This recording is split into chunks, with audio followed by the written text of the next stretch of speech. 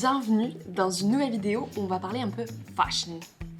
Fashion trends, les tendances de ce printemps-été 2023. J'ai jamais fait ça encore sur ma chaîne, mais comme vous le savez, je suis passionnée par la mode et les vêtements et j'ai envie de vous présenter les tendances du printemps-été.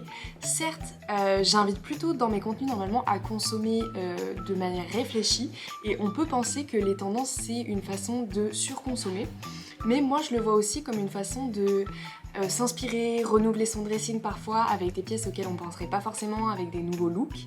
Et dans cette vidéo, je vais vous présenter les tendances et pour chaque tendance, je vais vous présenter des marques éthiques qui proposent des vêtements dans ces tendances-là. Donc c'est des marques éthiques, donc le budget est plus élevé que pour des marques de fast fashion. Mais l'idée c'est pas forcément d'acheter ces pièces, mais c'est aussi de se donner des idées si jamais vous voulez aller en seconde main, trouver ces pièces là si jamais vous n'avez pas le budget, ou des inspirations pour coudre vos pièces si jamais vous faites de la couture. Ce que j'espère fortement. On va faire 10 minutes, 10 tendances. Hello! Si on se rencontre sur cette vidéo, je m'appelle Marion-Louisa. J'aime la mode, créer des choses avec mes mains, et Georges, le chat de ma mère. Sur cette chaîne YouTube, je vous partage 3 types de contenus. Des tutos couture pour débutants, parce que j'ai appris à coudre toute seule et j'avais envie de partager cet apprentissage. Des conseils pour s'habiller vintage et des petites adresses sympas. Et une partie sur la vie et l'entrepreneuriat, parce que j'ai récemment fondé ma marque de patron pour débutants, Marie Le Studio. On va commencer tout de suite par la première tendance, qui est la tendance du métallisé, argenté, lamé. On l'a vu chez Chanel, Courrèges et Paco Rabanne, qui tristement plus connu cette année, Paco Rabanne, pour le décès du fondateur. Chanel c'est doré, Paco Rabanne c'est argenté, et dans ce qu'on peut trouver en marque éthique, il y a une marque qui est dans les tendances TikTok, vous avez peut-être vu passer si vous traînez un peu sur TikTok, ce pantalon argenté. Étonnamment, c'est une marque éthique qui fait ce pantalon argenté, qui s'appelle La Gamme. C'est fait à Barcelone, en Espagne. Le pantalon est trop canon, et je vous le mets là. Et qu'est-ce que je vous ai repéré d'autre? Ah oui, un ensemble jupe et top de la marque Amloul, qui est aussi faite en Espagne. Et l'ensemble est trop joli, et d'ailleurs c'est aussi quelque chose que vous pouvez reproduire si jamais vous faites un peu de couture. Franchement, ces pièces là elles sont super faciles à faire, donc ça se fait bien. Et après vous pouvez regarder en boutique de seconde main ou sur Vinted pour des pièces lamées. Il y a aussi Alice qui est dans mon bureau qui fait en ce moment un petit sac argenté. Là faut que je change encore la anse. Mais il est trop canon. Il est cute. Mais très jolie, et elle le vendra probablement sur ses réseaux sociaux et son site, donc vous pourrez aller voir sur les réseaux sociaux d'Alice. Il est très joli. Ensuite, en deuxième tendance, on a le vert lime, ils appellent ça, donc citron, entre jaune et vert, qui tire vers le fluo. Et on l'a vu chez Fendi, Bottega et Balenciaga. Je vous mets les inspirations.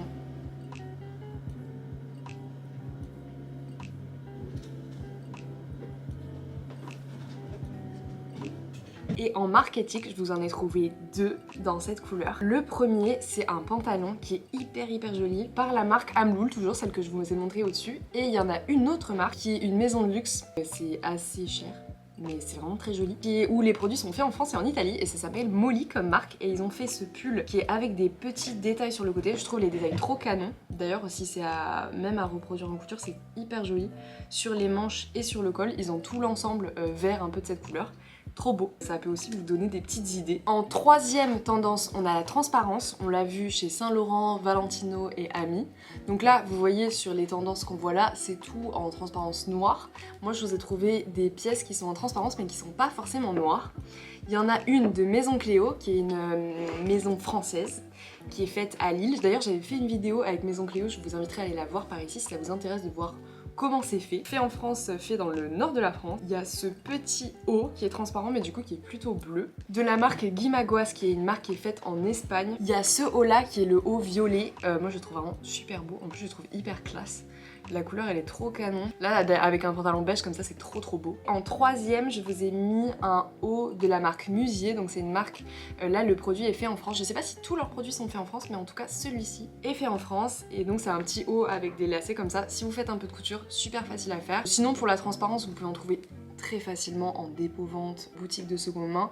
Moi j'ai un petit haut transparent que je portais dans la vidéo précédente qui est de la marque Cop Copine et c'est ma grand-mère qui me l'a donné, donc c'est un truc que vous pouvez trouver en vintage. Quatrième tendance, vous avez la soie. Donc la soie on l'a vu chez Armani, Prada, Versace. Pour le printemps-été, la soie ça revient souvent, mais là c'est des pièces qui sont assez décalées. Moi je vous ai pris 3 pièces, vous en avez une de Réformation, Le dos, incroyable de cette robe. Franchement, elle existe en plein de couleurs. Après, Reformation, c'est pas donné. C'est une marque américaine éthique. C'était une des premières, une des plus connues. C'est trop canon leur marketing d'ailleurs. Et c'est fait aux États-Unis, il me semble. Attendez, je vais vérifier. Non, là visiblement c'est pas mis aux États-Unis, mais il y a marqué Sustainably Made et c'est une des marques les plus connues pour la sustainabilité. En français, les trucs responsables. Et cette robe, vraiment, moi j'ai trop craqué sur le dos, je la trouve superbe. Ensuite, je vous ai mis une marque qui s'appelle A-Line. Vous avez une robe chemise en soie hyper longue. D'ailleurs, sur ma marque de patron Marilou Studio, on est en train de sortir une robe chemise et je pense que dans cette matière, ce serait trop canon. Même s'il faut quand même un petit niveau parce que c'est un petit peu relou de coudre les matières fines comme ça. Et A-Line, c'est produit au Portugal et ils ont aussi un haut que je trouve hyper joli. La forme, elle est trop belle, je trouve. Là, ils l'ont en noir et en beige. Moi, je vous ai mis l'image en beige parce qu'il y avait le porté. Et en petit haut, je trouve ça hyper élégant. Ça se porte facilement en plus pour le printemps-été. C'est vrai que c'est pas forcément facile d'avoir des trucs chics dans le sens où on a plutôt des trucs plus dénudés. Mais ça, c'est vraiment très sympa. En cinquième tendance, on a les rayures. Ça, c'est facile. C'est facile à trouver en seconde main. C'est facile à se faire des petits hauts soi-même. Mais je vous ai trouvé 3 tops de marques éthiques chacune. Donc on a le top patine, trop beau, en rayures comme ça. Patine, c'est fait au Portugal, les pièces. Ensuite, vous avez un haut Thinking Mu qui est fait en Espagne. J'avais déjà commandé des t-shirts chez Thinking Mu et franchement, c'est canon. Les marques espagnoles, de toute façon, il y en a plein en marketing et ils font vraiment des trucs super jolis. Et donc là, vous avez ce petit haut rose et vert, trop beau. Je trouve que l'ensemble de couleurs est vraiment cool. Et le troisième qui est un peu moins de saison, mais en vrai je trouve que ça passe trop bien pour le soir après la plage, qui est de la marque Woat, The Woat. Je sais pas si ça s'écrit comme ça parce que c'est pas une marque française et c'est pas une marque anglaise non plus. Je crois que c'est une marque des pays du Nord. D'ailleurs vous pouvez aller voir leurs autres pièces, c'est très joli. Mais ça je trouve ça super pratique parce que pour l'été vous pouvez le mettre facilement dans un sac ou quoi s'il fait un peu plus frais le soir. En sixième tendance, c'est une tendance que j'aime trop, c'est les pièces workwear, utility, donc genre les cargos, les choses avec des poches. On en a vu pas mal chez Coperni, là vous avez Fendi et Diesel. Je vous ai trouvé dans cette tendance un petit pantalon très sympa de chez Guy Magouas et je le trouve très joli. Et de la même marque, je vous ai sélectionné une robe avec qui est un peu détournée dans l'utilité, dans le sens où il y a les petits clous comme ça qui rappellent ce genre de tendance. Et la robe, je la trouve trop belle. Du coup, je voulais juste vous la mettre, donc elle est là. En autre marque qui fait aussi dans l'utility, il y a la marque de Rosa Bonheur, qui est Rifas, où elle a fait ce pantalon. C'est fait à Lille, donc c'est vraiment canon pour le coup. Et ça, c'est pile dans cette tendance-là. Et après, en vintage, vous pouvez trouver plein de pièces Carhartt, qui est quand même full sur ce truc de workwear utility. Et je pense que moi j'ai un peu envie de faire des petites pièces comme ça, vous savez, avec les coutures apparentes, ça peut être très joli. Septième tendance, il y a la tendance gothique. J'ai ma petite théorie, je pense que la tendance gothique ça vient un peu du succès de la série Mercredi, Wednesday. C'est la fille de la famille Adams et ça a eu beaucoup de succès et je trouve ça marrant de voir à quel point la mode et les tendances c'est un reflet de ce qui se passe dans le monde. Et je pense que cette tendance elle vient un petit peu de là. D'ailleurs j'avais vu Maui de Saint-Denis sur les réseaux, elle s'est teint les cheveux en plus foncé et elle porte pas mal de tenues plus foncées et je trouve qu'elle est grave dans cette tendance là. Cette tendance on l'a vue chez Paco Rabanne, Dior et Dolce Gabbana, je vous les mets autour. Et j'avoue que j'ai eu du mal parce que je pense que c'est quelque chose qu'on peut vraiment super bien trouver en dépôt-vente et en friperie, ce genre de tendance. Et je n'ai pas trouvé trop de pièces en marque éthique, la seule que j'ai trouvée c'est celle de Wear Marcia, cette robe qui est juste incroyable. Je sais même pas si elle est très gothique, mais je trouve que bien assortie ça peut le faire. C'est fait au Portugal, Wear Marcia, c'est une marque éthique, les robes sont hyper sexy. C'est assez rare dans la mode éthique d'avoir des pièces qui sont vraiment sexy. Et pour le coup, Wear Marcia le font très bien. En huitième tendance, l'upcycling en jean et les total look jean. Donc ça, si vous faites de l'upcycling, c'est cadeau. Les looks en jean, c'est pourquoi les acheter neufs. Mais si vous voulez les acheter neufs, j'ai 3 pièces pour vous. Donc déjà il y a la marque Risap qui upcycle des jeans, ils sont vraiment full concentrés sur les jeans, donc vous avez plein de pièces en jeans recyclées. Et j'aime beaucoup cette veste là parce que du coup on voit les différentes déclinaisons de jeans.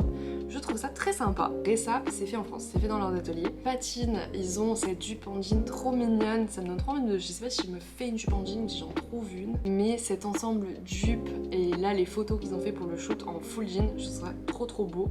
J'ai vu hier aussi par hasard la marque Salut Beauté qui a fait un ensemble tout jean aussi, je vous le mettrai là. Trop beau. Franchement l'ensemble tout jean, en plus c'est facile comme look à faire, on a tous du jean, il y en a partout dans les friperies, c'est vraiment des trucs faciles. Et il y a la marque La Gamme, alors qu'est-ce que je vous ai pris, je me souviens même plus. Ah oui, ce jean. Il y a un jean avec des découpes un peu originales qui font un peu cow-boy et je trouve trop beau.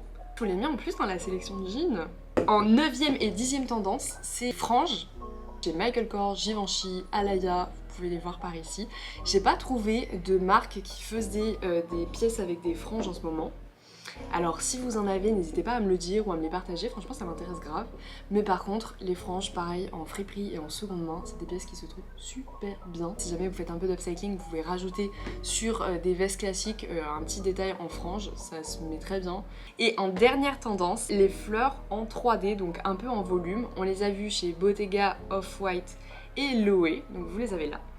Et je n'ai pas trouvé, j'arrive pas, je fouille, je n'ai pas trouvé de marque qui faisait les fleurs en 3D. Mais moi en ce moment j'essaye d'en faire une sur une veste, de développer des petites fleurs en 3D. Je vais vous montrer, pour l'instant l'essai est très foireux, j'ai commencé hier. Voilà ma petite fleur, mon petit développement. En fait je voudrais avoir une veste d'une couleur et les fleurs comme ça. Mais un peu, genre qu'ils soient bien collés comme ça mais en volume. Alors je sais que ça se faisait aussi à un moment avec du crochet.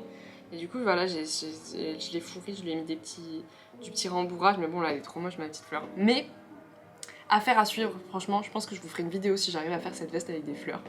Mais voilà, les fleurs en 3D, c'est une bonne occupation, couture, upcycling, petite création. J'espère que vous aurez découvert des nouvelles marques grâce à cette petite description des tendances, que ça vous donnera des idées si vous êtes créatif et vous voulez essayer des nouvelles choses.